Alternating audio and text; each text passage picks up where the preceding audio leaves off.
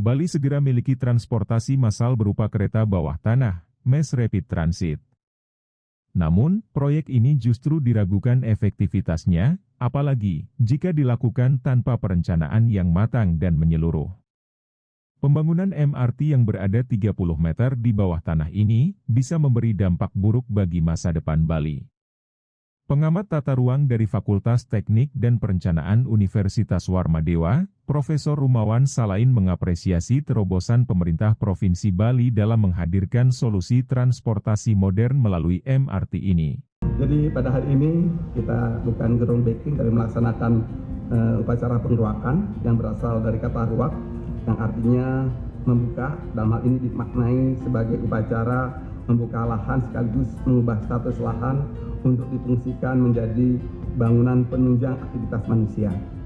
Dalam upacara ngeruak ini terkandung makna penyucian dan pemeliharaan pada alam semesta, upaya harmonisasi alam dan diri manusia dengan harapan agar pembangunan koridor transportasi massal berbasis kereta Subway MRT Bali dapat berjalan aman, lancar, dan menghadirkan kebahagiaan kepada masyarakat.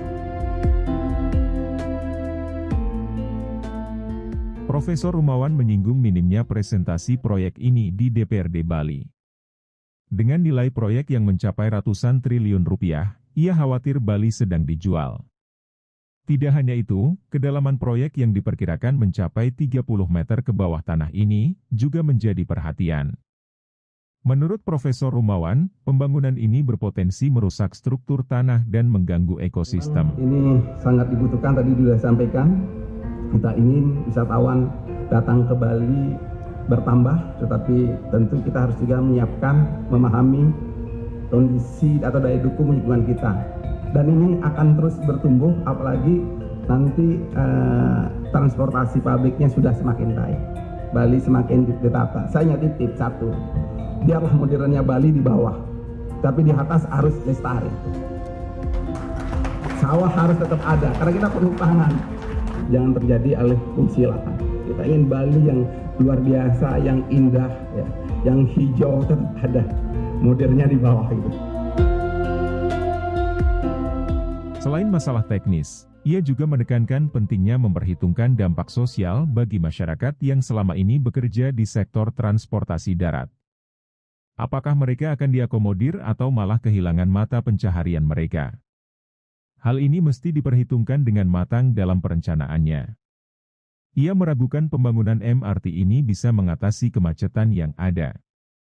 Justru kehadiran MRT hanya akan memindahkan kemacetan ke daerah lainnya di Bali. Seperti yang kita ketahui bersama, Pulau Bali telah mengalami peningkatan jumlah wisatawan dan diperkirakan akan terus mengalami peningkatan hingga melebihi jumlah sebelum terjadinya COVID-19. Peningkatan tersebut sangat jomplang dengan ketersediaan maupun kualitas layanan infrastruktur transportasi massal di Bali, sehingga menyebabkan kemacetan yang sudah di atas batas toleransi dan selalu kita lihat dalam keseharian kita. Untuk itu, Bali sangat membutuhkan solusi guna mengatasi kemacetan yang bisa meningkatkan kualitas udara, pertumbuhan sosial dan ekonomi, dan peningkatan interkonektivitas antar tempat wisata di Bali. Yang prinsip adalah estetika, keindahan, keaslian Pulau Dewata ini kita jaga, maka modernisasi itu ke bawah. Ini solusinya. Pembangunan MRT Bali akan melalui 4 fase. Fase pertama mencakup Bandara Ngurah Rai, Sentral Parkir Kuta, Seminyak, Brawa, dan Cemagi. Fase kedua meliputi rute Bandara Ngurah Rai, Jimbaran, Universitas Udayana, dan Nusa Dua. Fase ketiga akan menghubungkan Sentral Parkir Kuta dengan Sesetan, Renon, dan Sanur. Dan fase keempat akan melalui Renon, Sukawati, dan Ubud. Di mana fase pertama ditarget rampung awal tahun 2028 dan keseluruhan fase 1 dan 2 diselesaikan pada tahun 2031.